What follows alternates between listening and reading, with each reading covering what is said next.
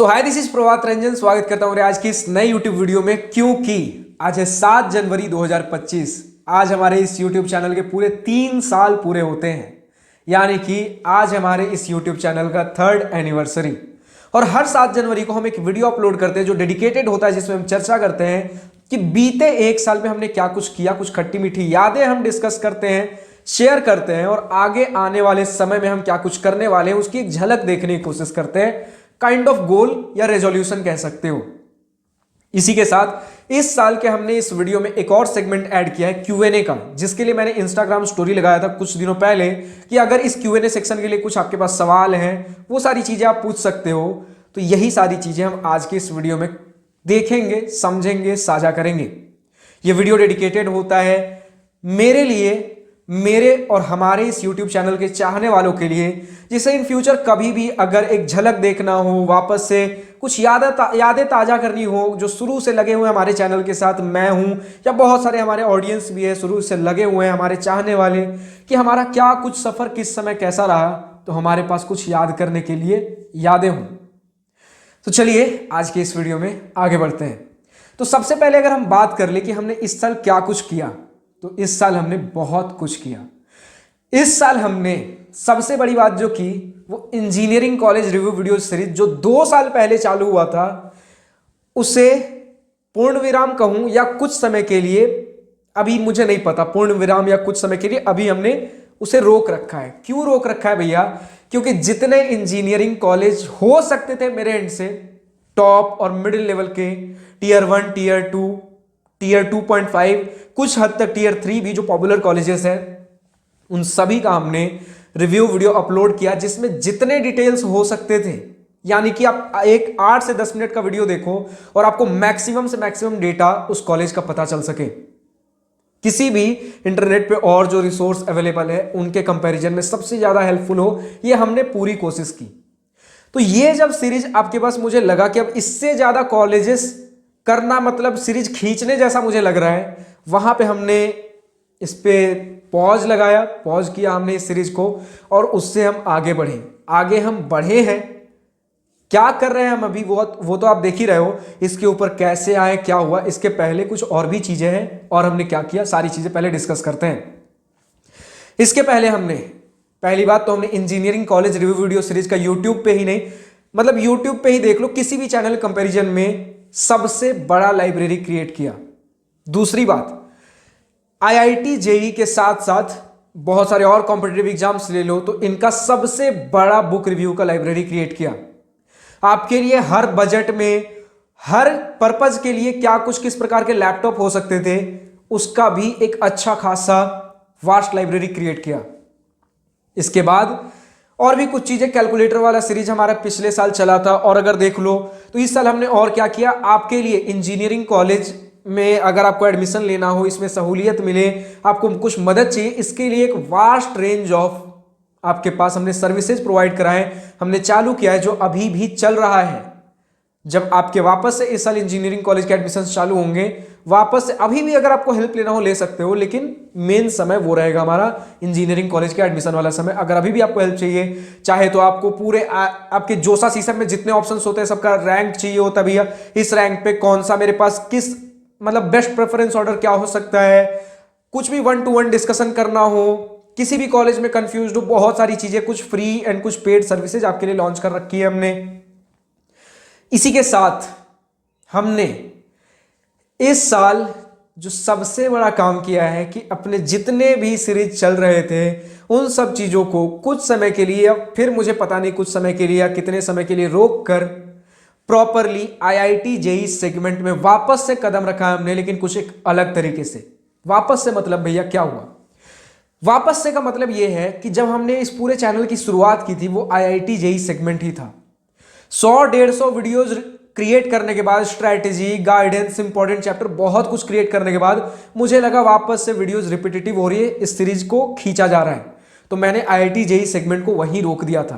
तो अभी वापस से क्या कर रहा हूं, इस बार स्ट्रैटेजी एंड गाइडेंस से हटकर हम मेनली आईआईटी जेई मैथमेटिक्स के कोर्सेज अपलोड कर रहे हैं, और वापस से टारगेट यही है कि इस कोर्स को YouTube पे अवेलेबल किसी भी कोर्स के मुकाबले सबसे वास्ट लाइब्रेरी। चाहे आपको जो सर्च करना हो, एक छोटा टॉपिक पढ़ना हो, टॉपिक वाइज चीजें चाहिए, चैप्टर वाइज चीजें चाहिए, आपको बोर्ड्स के लिए चाहिए, आपको मेंस के लिए चाहिए, एडवांस के लिए चाहिए, आपके पास 4 महीने समय है उसके हिसाब से कोर्स चाहिए, आपके पास 1 साल समय है उसके हिसाब से कुछ कोर्स चाहिए, आपको कुछ 30 डेज रिवीजन सीरीज चाहिए या 1 घंटे के अंदर सब कुछ रिवीजन चाहिए, फॉर्मूला रिवीजन सिर्फ अलग से चाहिए या सिर्फ इंपॉर्टेंट क्वेश्चन चाहिए। बहुत कुछ अभी क्रिएट करना बाकी है, अभी तो हमने सिर्फ कदम रखा है। अच्छा, इसके बारे में, इन चीजों की शुरुआत कहां से हुई ये पहले एक बार हम झलक देखते हैं। तो जब मुझे लगा कि engineering college review video series जब कुछ ज़्यादा हो रहा है और इसमें कॉलेजेस अपलोड करना मतलब सीरीज खींचना हो जाएगा, अब ऐसे कॉलेजेस जिसके बारे में मुझे भी प्रॉपर आइडिया नहीं है, यानी कि लोकल सिटी कॉलेजेस हो जा रहे हैं और कुछ बड़े बड़े कॉलेजेस होंगे, लेकिन मोटा मोटी तौर पे जितने 95-99% कॉलेजेस हो सकते थे, टीयर 1, टीयर 2, टीयर 2.5 लेवल तक के कॉलेजेस, हमने सारी चीज़ें कवर कर ली हैं। तो अब जब मुझे लगा कि अब और कॉलेजेस अपलोड करना मतलब इस सीरीज को खींचना हो जाएगा, तब इसे रोककर कुछ और जिससे मुझे किक मिल सके, अब क्यों ना स्टूडेंट्स को पढ़ाना चालू किया जाए। और इससे बढ़ के आपको मदद तो मिलेगी ही, क्योंकि देखो हमारे चैनल पे गाइडेंस वाले वीडियोस भी अवेलेबल हैं। जब हमारा चैनल बहुत बड़ा होगा, जब एक्चुअली एक मास ऑडियंस को कैटर करेगा, उस समय हमारे पास गाइडेंस वीडियोस भी हैं, ऑलरेडी अपलोडेड है। जिन्हें लैपटॉप्स देखने हैं लैपटॉप से, जिन्हें कैलकुलेटर्स देखने हैं कैलकुलेटर्स का हमारे पास सीरीज अपलोडेड है, जिन्हें इंजीनियरिंग कॉलेज में एडमिशन लेना है, रिव्यू वीडियो चाहिए, कुछ सर्विसेज चाहिए, सारी चीजें हमने क्रिएट कर रखी हैं। अब क्यों ना कुछ पढ़ाने के लिए भी चीजें लाई जाए, ठीक है, ताकि एक ऐसा चैनल बन जाए जहां पर आप आओ और आपको जो चाहिए क्लास 11 से लेकर कॉलेज एडमिशन तक सारी चीजें मिल जाए। अच्छा हाँ, इंजीनियरिंग कॉलेज में एडमिशन लेने के बाद अगर आपको कुछ गाइडेंस चाहिए, वो भी हमने क्रिएट कर रखा है। 70 से ज्यादा वीडियोज, किससे इंजीनियरिंग के, किससे कॉलेज के, यानी कि कॉलेज में जाने के बाद क्या कुछ माहौल होता है, सब कुछ हमने वो भी क्रिएट कर रखा है। यानी कि अगर आपने इंजीनियरिंग का नाम सुना तो आईआईटी जेईई क्या होता है, तैयारी कैसे करना है, कितने कॉलेजेस होते हैं, किस प्रकार के कॉलेजेस होते हैं, कौन सा कॉलेज कैसा है, placement record, cut off, fees structure, college में जाने के बाद से लेकर प्लेसमेंट तक की चीजें, बहुत कुछ हमने कवर कर रखा है। तो एक चीज अब लैकिंग था कि भैया इतना सब कुछ तो ठीक है, लेकिन जो स्टूडेंट्स अब आईआईटी जेईई के ऊपर आ चुके हैं, उन्हें पढ़ने के लिए कुछ चीजें चाहिए, तो कुछ स्टडी मटेरियल्स भी क्रिएट किए जाए। तो स्टडी मटेरियल तो एक ऐसा सेगमेंट है जहां पर मैं तीनों सब्जेक्ट नहीं कर सकता, फिजिक्स, केमिस्ट्री, मैथमेटिक्स तीनों कर पाना मेरे लिए, पर्सनली मेरे लिए अभी पॉसिबल नहीं है।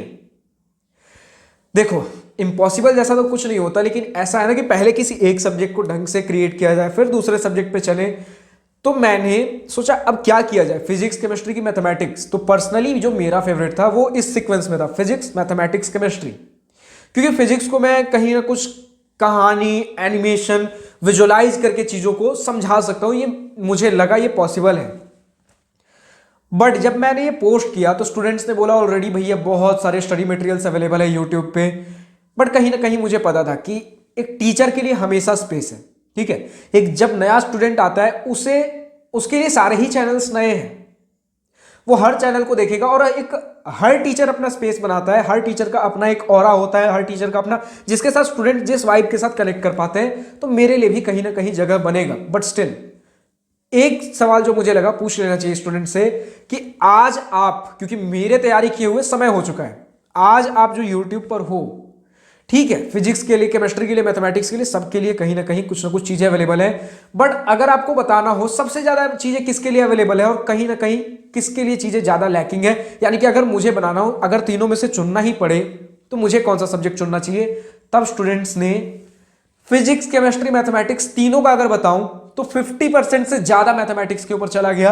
और जहां मुझे लगा मैथमेटिक्स की नीड है स्टूडेंट को, ऑलरेडी बढ़िया बढ़िया चैनल्स अवेलेबल है।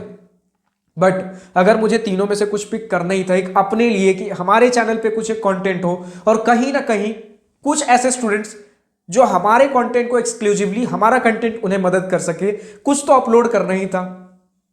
तो तीनों में से अब डिसाइड किया गया मैथमेटिक्स। अब क्योंकि फिजिक्स, केमिस्ट्री, मैथमेटिक्स मेरे लिए, अब मेरे लिए तो टीचिंग पूरा का पूरा नया है। हाँ, घर में छोटे कुछ लोगों को पढ़ा देना, स्कूल में हूं तो कुछ लोगों के साथ अगर कुछ मैंने टॉपिक पढ़ा तो कुछ ऐसे टीचिंग स्किल्स थोड़ी बहुत ठीक है। बट एक प्रॉपर जेई लेवल पे पढ़ाना वो तो मैंने कभी नहीं किया।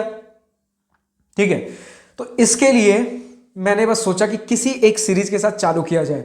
मैंने पकड़ा एनसीईआरटी कि अब इस समय भी एक ऐसा समय था ना कि भैया पूरा तो ब्लैंक है, अब मैं कहां से चालू करूं, क्योंकि इतनी सारी चीजें क्रिएट करने के लिए मैं कहां से चालू करूं। तो मैंने सोचा क्यों ना अगर पूरा ही ब्लैंक है तो थोड़ा समय दिया जाए। ठीक है, व्यू ना आए चलेगा, बहुत ज्यादा वन शॉट्स के पीछे, क्योंकि यूट्यूब पे वन शॉट्स चलते हैं, बहुत ज्यादा वन शॉट्स के पीछे ना भागा जाए, समय लगे चलेगा, लेकिन बेसिक से चीजें चालू करते हैं। क्योंकि जब ये तब की बात है जब स्टूडेंट्स मुझसे पूछते थे कि भैया कैसे प्रिपरेशन करूं, क्या करूं, तब मैं हमेशा बोलता था अगर आपके पास कोई मॉड्यूल नहीं है, कुछ भी नहीं है, तो पहले अगर स्क्रैच से चालू करना है, पहले आप सॉल्व करो एनसीईआरटी, जिससे आपका थ्योरी, कॉन्सेप्ट, बेसिक्स डेवलप होगा। फिर जेईई मेन का पीवाईक्यू करो, फिर जेईई एडवांस का पीवाईक्यू करो, और इस तरीके से चीजें करते चले जाओ। और बीच में अगर आपको जरूरत लगे, लास्ट फेज में हो, वन शॉट्स भी आप यूज कर सकते हो। तो जो सबका शुरुआत जहां से हुआ एनसीईआरटी से, तो मैंने सोचा सबसे पहले एनसीईआरटी का सीरीज अपलोड किया जाए। और सिर्फ 28 वीडियोज में, एक महीना लगा, डेली का एक वीडियो, 28 दिन में हमने 28 वीडियोज में पूरा एनसीईआरटी मैथमेटिक्स कवर किया। एक वीडियो हमारा 1 से 1.5, 2, 2.5 घंटे का होता था, ऑन एन एवरेज 1.5 घंटे का, डिपेंडिंग ऑन चैप्टर कितना बड़ा है। उसमें आपके चैप्टर के नाम का मतलब क्या है, वहां से लेकर एक एक पॉइंट समझाना, जहां तक हो सके रियल लाइफ एग्जांपल से कनेक्ट करना, चीजों को विजुअलाइज करवाना, से लेकर जितने एग्जांपल्स है उस पर्टिकुलर चैप्टर में आपके एनसीईआरटी में, सारे प्रैक्टिस करवाना उस एक वीडियो में। यानी कि थ्योरी, बेसिक से, स्क्रैच से, विजुअलाइजेशन से लेकर आपके पास एग्जाम्पल, क्वेश्चन, प्रैक्टिस सब कुछ हो सके, हमने एक वीडियो में पर चैप्टर देने की कोशिश किया। इसके बाद हमारा था जेईई मेन पीवाईक्यू, मैंने बताया था। तो अब जेईई मेन पीवाईक्यू ऐसा है ना कि मैं एक वीडियो में एक चैप्टर नहीं करा सकता, वो गद्दारी हो जाएगी मेरे साथ भी, इस बुक कॉन्टेक्स्ट सिलेबस स्टूडेंट्स के साथ भी। तो यहां हमने टाइम लिया, एक चैप्टर को 3 दिन दिए, 3 वीडियोज। ठीक है, शायद मुझे नहीं लगता कि और किसी चैनल पे, जो हमारे मेन स्ट्रीम चैनल जिसे आप कहते हो, इसमें इतने diverse set of questions free में यूट्यूब पर अपलोडेड होंगे। यानी कि प्रॉपरली 30 क्वेश्चंस हर चैप्टर से प्रैक्टिस करवाना, एक एक क्वेश्चन सॉल्व करवाना। और यहां मैंने एक बात का ध्यान दिया कि बहुत सारे चैनल्स हैं जो बस क्वेश्चन शो करते हैं, और जेईई मेन से जो जेईई मेन के लेवल पे जो कुछ जल्दी जल्दी सॉल्यूशन सॉल्व दिखाया जा सकता है वैसे दिखाकर पार करते हैं। बट मेरा मेन मुद्दा यहां यह था कि हमारा चैनल एक्सक्लूसिव हो उनके लिए, जो स्टूडेंट्स अगर किसी चैप्टर पे जा रहे हैं, अभी जस्ट नए, मैं ये मान के चलता हूं अगर मेरे किसी वीडियो पे आ रहे हो, आपको उस चैप्टर के बारे में या उससे रिलेटेड कॉन्सेप्ट्स के बारे में ज्यादा कुछ आइडिया नहीं है, किसी भी क्वेश्चन के ऊपर जाओ, उस क्वेश्चन को मैंने बेसिक से सॉल्व किया है। अगर कहीं ग्रेटेस्ट इंटीजर कॉन्सेप्ट आ रहा है, ग्रेटेस्ट इंटीजर का कॉन्सेप्ट, उसे भी मैंने एक्सप्लेन किया है। तो आप किसी भी क्वेश्चन को अगर देखते हो मेरे वीडियोज में, इसी तरीके से कि उस क्वेश्चन को स्क्रैच से समझाया गया है, ताकि कोई भी किसी भी अंडरस्टैंडिंग लेवल पे आप हो, वो क्वेश्चंस आपको समझ आ सके। और इसी बहाने हमने 30 चैप्टर, हर चैप्टर का on an average 30 question, 10-10 question पर वीडियो, और हर एक चैप्टर का 3 वीडियो, यानी कि 3 दिन, हमने 90 दिन में 900 questions on an average complete किए।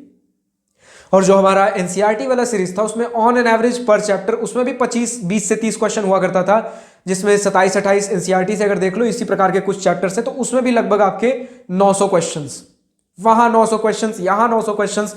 और अब इसी के साथ, इसी बीच जब आपका जेईई मेन सिर पे आ चुका है, देखिए ये सीरीज आपका खत्म होना था, अभी भी इसमें 4-5-6 वीडियो बाकी हैं। ये सीरीज आपका 1 महीने पहले ही खत्म होना था, लेकिन 1 महीने लैपटॉप खराब रह गया हमारा, तो कोई वीडियो रिकॉर्ड नहीं हो पाया, क्योंकि हम प्रॉपर कोई बड़ी ऑर्गेनाइजेशन नहीं कि एक लैपटॉप खराब हो गया दूसरा लैपटॉप पड़ा हुआ है। ऑब्वियसली कुछ लैपटॉप्स हैं, लेकिन वो लैपटॉप से जब मैंने रिकॉर्ड करने की कोशिश किया, ये आपके जिस तरीके से मैं पढ़ाता हूं कि लैपटॉप में ही डायरेक्टली आपका पेन टैबलेट से मैं लिख भी रहा हूं, रिकॉर्ड भी कर रहा हूं, वो लैपटॉप सपोर्ट नहीं कर रहे थे, उनके प्रोसेसर्स उतने एडवांस नहीं थे। तो जिसके चक्कर में उस लैपटॉप को बनवाना, करवाना, कुछ ना कुछ करते करते फाइनली एक नया लैपटॉप लिया, और 1 महीने बाद वापस वो सीरीज रिज्यूम हुआ। ये मेरे यूट्यूब करियर का, जी हाँ मैं इसे करियर ही कहता हूं, क्योंकि यूट्यूब ने इस बीते समय और आने वाले समय सारी चीजों में अच्छा खासा, एक्सपेक्टेशन से ज्यादा चीजें दी है, किसी भी एस्पेक्ट में अगर मैं कंपेयर करूं, कवर करूं तो इस यूट्यूब करियर में सबसे ज्यादा लंबा पॉज मेरा यही रहा। पहले कभी था कि मैक्स टू मैक्स पॉज मुझे लगता है कि 6 to 7 डेज का आया होगा।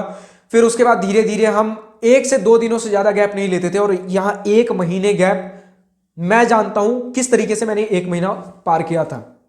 तो एक मोमेंट, अच्छा बुरा सारी चीजें, मतलब ये भी रहा।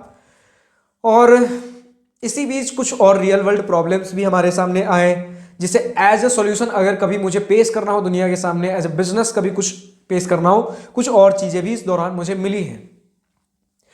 तो इस 1 महीने का डिले अभी ये है कि हमारा सीरीज अभी जो ऑलरेडी दिसंबर में खत्म होना चाहिए था, वो अभी जनवरी में भी चली रहा है, मिड ऑफ जनवरी में खत्म होगा। तो इसी बीच मुझे एक और कुछ लाना पड़ा कि स्टूडेंट्स जो, अब ऐसा होता है ना कि अगर एक ऐसा वीडियो हो जिसमें सारा सिलेबस कवर्ड हो, जो ऑलरेडी यूट्यूब पे कुछ ना कुछ आपको मिल जाता है इस तरीके से, बट लिमिटेड वीडियोज हैं, ऐसा एक वीडियो क्रिएट किया जाए जिसमें सिर्फ फॉर्मूला नहीं, बिल्कुल बेसिक स्क्रैच से, अगर वीडियो शुरू से आप देखो तो बेसिक स्क्रैच से एक एक पॉइंट आपको समझाया गया हो 7 से 7.5 घंटे के अंदर, पूरा जेई मैथमेटिक्स सिलेबस, एक एक कॉन्सेप्ट आपके लिए, लेकिन मोस्टली आपका फॉर्मूला बेस्ड है। अगर आप ऑलरेडी पढ़ रखे हो, ठीक है, ऑलरेडी अगर पढ़ रखे हो तब आपके लिए ये वीडियो है। मतलब अगर आप ऑलरेडी पढ़ रखे हो तब आपके लिए बहुत फाइन वीडियो है। लेकिन हाँ, अगर पहले से कुछ नहीं पढ़े हो, ठीक है, पहले से कुछ नहीं पढ़ रखे हो, तब भी मैंने इतना फोकस किया है कि आप एक अच्छे खासे अंडरस्टैंडिंग लेवल पर आ जाओगे। इसके बाद पीवाईक्यू वगैरह सॉल्व करो। जैसे अगर बिल्कुल अभी तक कुछ आइडिया नहीं है तो तब भी हमारा ये वीडियो देख सकते हो, 7 साढ़े 7 घंटा का आपका पूरा, जब थ्योरी कवर हो जाए, फॉर्मूला बेस, फॉर्मूला जितना भी है, सारे कॉन्सेप्ट्स आपके कवर हो जाए, उसके बाद आप अपना पीवाईक्यू पकड़ो। समय नहीं है इसलिए मैं बोलूंगा, फिर भी एटलीस्ट 50 पीवाईक्यू पर चैप्टर करो। 20 से 30 क्वेश्चन शुरू के हर चैप्टर के आप सॉल्यूशन देख देख के कर सकते हो, और उसके बाद अब अपना खुद से ट्राई करने की कोशिश करो। लेकिन हाँ, सॉल्यूशन देखना मतलब ये नहीं कि डायरेक्टली हमने क्वेश्चन देखा और सॉल्यूशन देख लिया, नहीं। इसका मतलब ये हुआ भैया कि कम से कम 3 से 5 मिनट तो अभी भी हम देंगे हर क्वेश्चन पे अपना टाइम, फिर जाके सॉल्यूशन देखेंगे। तो ये कुछ चीजें अभी मैं करने की कोशिश कर रहा हूं, और इसमें ही बहुत कुछ अभी एक्सटेंसिव सेट आपके लिए क्रिएट करना है। फिर इसी लंबे वीडियो में मैंने बहुत सारे chapter wise videos break down किए, topic wise videos break down कर रहा हूं, ताकि हमारे पास एक लाइब्रेरी क्रिएट हो सके आगे आने वाले समय के लिए। जो भी स्टूडेंट्स अगर जस्ट एक वर्ड डाल के सर्च करना चाहते हैं कि ये टॉपिक मुझे समझना है आधे से 1 मिनट में, ये चैप्टर मुझे समझना है 5 से 10 मिनट, आधे घंटे में, 20 मिनट में, सब हर तरीके जो आप सर्च करो आपके पास वीडियो रहे। इसी तहत अभी हम आगे बढ़ रहे हैं। आपको वन शॉट सीरीज चाहिए, आपको रिवीजन सीरीज चाहिए, सिर्फ फॉर्मूला सीरीज चाहिए, बोर्ड्स का सीरीज चाहिए, आपको जेई मेन एडवांस जो चाहिए, सब कुछ एक extensive set of library create करने की कोशिश कर रहा हूं। कोर्सेज लॉन्च होंगे। अब ये अभी हम उस सेगमेंट में आ चुके हैं कि भैया आगे आने वाले समय में इस साल और हम क्या करने वाले, तो इस साल हमारे पास पेड कोर्सेज भी लॉन्च होंगे, जिनमें अभी जैसे फ्री में तो यूट्यूब पे कोर्सेज अपलोड हो ही रहे। कुछ लोगों का रिक्वेस्ट आ रहा था भैया कि पेड ही सही, कुछ पर्सनल लेवल कोर्सेज भी क्रिएट करिए जहां हम इंटरेक्ट कर सके। तो ये सारी चीजें, पेड कोर्सेज भी इस साल आएंगी। ट्राई कर रहा हूं मिड ऑफ दिस ईयर में ये सारी चीजें आपके लिए लाने की कोशिश कर रहा हूं मैं। तो बहुत कुछ अभी करना बाकी है, अभी तो जस्ट हमने कदम रखा है। अब आते हैं Q&A सेक्शन के ऊपर। तो Q&A के लिए जब मैंने इंस्टाग्राम पे स्टोरी अपलोड किया तो स्टूडेंट्स का था भैया डाउट, जितना भी, मतलब देखो हर डाउट तो कवर नहीं किया जा सकता, एक कवर करूंगा क्योंकि मेजॉरिटी वही डाउट था। भैया आपका प्लेसमेंट लगा है, तो प्लेसमेंट को लेकर कुछ चीजें बताइए, आपका प्लेसमेंट एक्सपीरियंस। कई लोग CTC पूछ रहे हैं, यानी कि भैया पैकेज कितने का लगा। कई लोग कंपनी का नाम पूछ रहे हैं, तो ये डिटेल्स मैं आपके साथ शेयर नहीं कर पाऊंगा due to some company policies. लेकिन हाँ, प्लेसमेंट एक्सपीरियंस कैसा रहा ये मैं आपके साथ शेयर जरूर कर सकता हूं। और ये अगेन बहुत सारे स्टूडेंट्स बोल रहे भैया डेडिकेटेड वीडियोस बनाइए, लेकिन चैनल थीम को देखते हुए मुझे नहीं लगा इसके लिए इस पर्टिकुलर चैनल पे इसका कोई डेडिकेटेड वीडियो सही रहेगा। तो जी हाँ, जो चाहने वाले हैं, जिन्हें जो बार बार ये सारे क्वेश्चंस पूछ रहे हैं, वो मुझे लगता है ये वीडियो भी देखेंगे और इस वीडियो की मदद से उन्हें इसका जवाब मिल जाएगा। तो देखो, हुआ ये दरअसल कि शुरू से बहुत ज्यादा, मैं हमेशा अगर अभी तक कोई पूछता मैं यही बोलता आया हूं कि बहुत ज्यादा प्लेसमेंट ओरिएंटेड अप्रोच रहा नहीं। लेकिन बोलने के लिए ठीक है, बट इसका मतलब ये तो नहीं कि कभी प्लेसमेंट का प्रिपरेशन हुआ ही नहीं। हर किसी की तरह मेरा भी एक बैकअप डेटा एनालिटिक्स था, हर किसी की तरह मैकेनिकल इंजीनियरिंग से मैं बिलोंग करता हूं, कोर तो प्रिपरेशन था ही था। एक चीज जो मुझे नोटिस नहीं हुआ वो ये था कि सप्लाई चेन और उससे रिलेटेड इंडस्ट्रियल इकोनॉमिक्स जो मैकेनिकल इंजीनियरिंग के 3 सेमेस्टर में हर सेमेस्टर एक सब्जेक्ट इससे रिलेटेड होता है। जैसे हमारे 7वें सेमेस्टर में जब प्लेसमेंट लगा उस सेमेस्टर हमारा सप्लाई चेन था। ये सारे इंडस्ट्रियल इकोनॉमिक्स सप्लाई चेन कहीं ना कहीं इंटर रिलेटेड सब्जेक्ट्स होते हैं। इसमें मेरा काफी अच्छा खासा इंटरेस्ट था। जहां भी इकोनॉमिक्स बिजनेस ये सारी चीजें आ जाती हैं अच्छा खासा मेरा वहां इंटरेस्ट रहता है, ठीक है। बट कभी मैंने इसे एज ए प्लेसमेंट अप्रोच लेते हुए कभी सोचा नहीं कि इस पे भी प्लेसमेंट लिया जा सकता है। बट हाँ, एक मेरा अप्रोच जरूर था कि जब कंपनीज आएंगी तब जो कंपनी आए सबके लिए अप्लाई करूंगा, जहां एलिजिबल हूं। मुझे चाहिए सिर्फ अपॉर्चुनिटी। और इंटरव्यू के दौरान पूछा भी गया कि आप हमारी कंपनी में क्यों आ रहे हैं, ठीक है। कई बार आपसे पूछा जाता है कि हमारी ही कंपनी क्यों, ठीक है, हमारी कंपनी को क्यों ज्वाइन करना चाहते हो। उस समय मेरा ये जवाब था, ठीक है। इंटरव्यू के बीच की एक बात बता रहा हूं।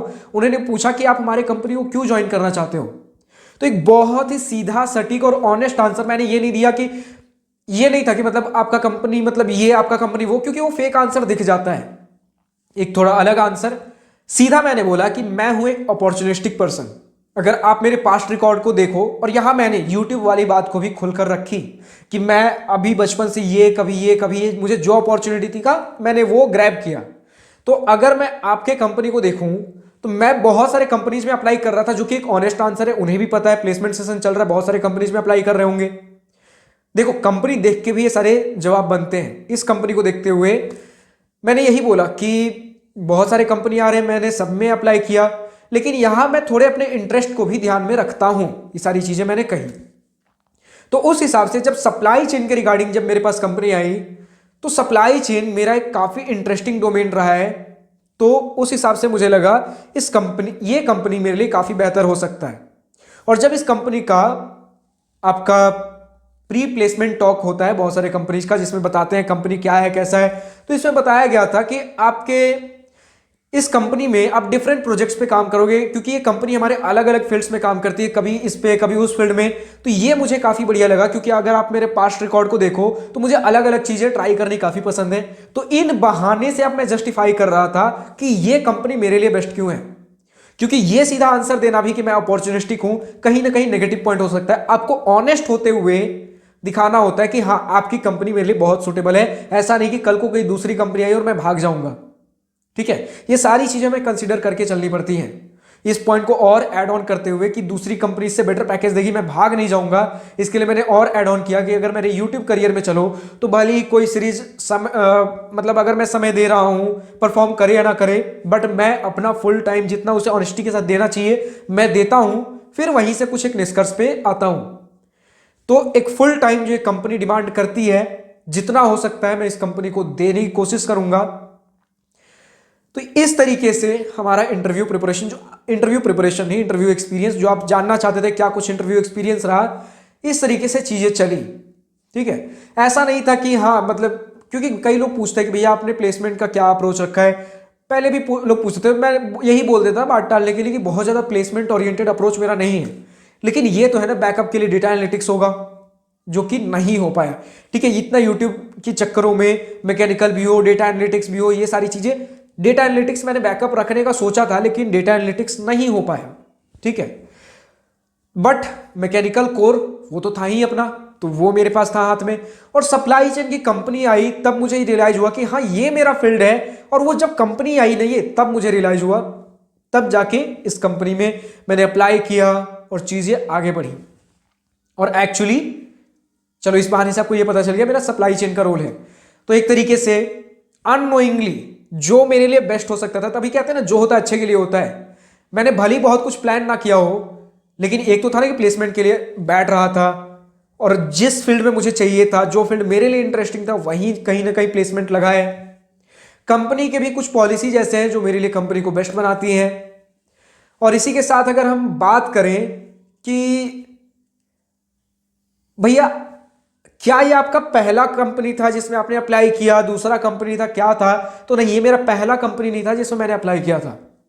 पहला कंपनी था मेरा डेटा एनालिटिक्स को लेकर, जिसका ओए आपका क्लियर हुआ, लेकिन डेटा एनालिटिक्स का फुल प्रिपरेशन था नहीं, जिसकी वजह से वो आपका क्लियर नहीं हो पाया, क्योंकि डेटा एनालिटिक्स मैंने कभी प्रिपेयर किया ही नहीं। ओए क्लियर हो जाता था ओए मैंने उस कंपनी का क्लियर किया।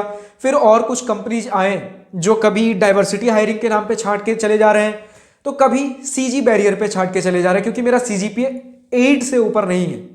फ्रैंकली स्पीकिंग मेरा सीजीपीए जिस समय कंपनीज आई थी 7.86 था, 7.5 से ऊपर जो मैक्सिमम कंपनीज के लिए थी। लेकिन शुरू में कुछ कंपनीज 8 से ऊपर आ रही थी, जो मेरे लिए आ रही थी, जो सीजीपीए पे अलाउ कर रही थी, वो आपके डाइवर्सिटी हायरिंग के नाम पे छांट के चली जा रही थी। कुछ कंपनीज आ रही थी जो कि आपके डेट ऑफ बर्थ पे छांट के चली जाती है, या क्या उनका कुछ क्राइटेरिया मुझे पता नहीं चला। एक कंपनी ऐसी आई थी, कुछ कंपनी ऐसी आई जो आई तो थी बट हमारे ब्रांच के लिए नहीं थी, ब्रांच के लिए ओपन थी, लेकिन जितने लोगों को फाइनली सेलेक्ट किया वो दूसरे ब्रांचेस से थी। तो ऐसे करते करते फाइनली अगर मैं ऑनेस्टली बताऊं ये कौन सा कंपनी था जो सीरियसली मतलब सारा कुछ सही सही गया, ये दूसरा कंपनी था। पहला कंपनी वही डेटा एनालिटिक्स वाला, जिसका टेक्निकल राउंड में छट गया मैं, क्योंकि डेटा एनालिटिक्स का कुछ प्रिपरेशन था नहीं, ओए बस क्लियर हुआ था। और ये दूसरा कंपनी जिसके लिए प्रॉपरली सब कुछ मैं रेडी था। ठीक है, तो ये दूसरा कंपनी था जो मेरा क्रैक हुआ। और पहला कंपनी भी जो क्रैक हुआ वो एक्चुअली पहला ही कंपनी था। वो डे जीरो जो कहते हैं ना कि पहला ही दिन पहला ही कंपनी आया, वो एक्चुअली पहला कंपनी था और वो पहला कंपनी क्रैक हुआ था। फिर उसके बाद कुछ समय के डीले के बाद आपके पास ये दूसरा कंपनी आया जो प्रॉपरली थी मेरे लिए, और ये क्रैक हुआ। मतलब दूसरा कंपनी जिसमें मैंने प्रॉपरली अप्लाई किया, सीजी वगैरह सब कुछ बढ़िया गया, जिसमें मैं एलिजिबल था बैठने के लिए, इंटरव्यू दिया, सब कुछ दिया, सारा कुछ एक ही दिन में सुबह से शाम तक में मेरा कंपनी प्लेसमेंट निपट गया। तो ये था हमारा कुछ Q&A जिसमें आपने प्लेसमेंट एक्सपीरियंस पूछा था मोटा मोटी तौर पे, और इसके साथ आपका क्या कुछ हमने बीते 1 साल में किया, क्या कुछ आगे आने वाले समय में करने वाले हैं। ऑब्वियसली प्लेसमेंट का जो आपने CTC पूछा था कंपनी का नाम, वो कंपनी पॉलिसीज की वजह से ये सारी चीजें मैं अभी रिवील नहीं कर सकता। फिलहाल आज की इस वीडियो में इतना ही। उम्मीद है आगे आने वाले समय में, अभी तक का तो यही रिकॉर्ड रहा है कि हमेशा जो एक्सपेक्टेड था उससे बड़ा ही बनकर मिला है। जो पहले साल में हमारा था, जितना एक्सपेक्ट था उससे बढ़िया ही गया है। दूसरा साल, क्योंकि देखो शुरू में जो होता है ना, पहले मैं एक्सपेक्ट बहुत करता हूं, फिर धीरे धीरे चीजें नॉर्मल हो जाती है, फिर उसके बाद अचानक से एक्सपेक्टेशन पार कर जाता है। दूसरे साल में भी चीजें काफी एक्सपोनेंशियल रूप में हमें मिली है। थर्ड ईयर में भी यूट्यूब पे हमें जो रिजल्ट्स देखते हुए काफी एक्सपोनेंशियल रूप पे ही हमें रिजल्ट्स मिले हैं। ठीक है, अब देखते हैं अब इस साल जो भी आने वाला है, जो भी चल रहा है, 7 तारीख से जो आज चालू हुआ है, इस साल कुछ और बहुत ही बड़े चीज की उम्मीद है। और अगर सारी चीजें साकार होती हैं तो आपके लिए उससे भी कुछ बहुत बड़ा प्लान किया गया है। और जब मैं बहुत बड़ा बोलता हूं तो उस लेवल के हिसाब से एक्चुअली बहुत बड़ा होता है। तो ठीक है, फिलहाल आज की इस वीडियो में इतना ही। अब मुझे आज्ञा दीजिए। Thank you for watching this video. Good bye, nice day, wish you all the best for future, enjoy journey.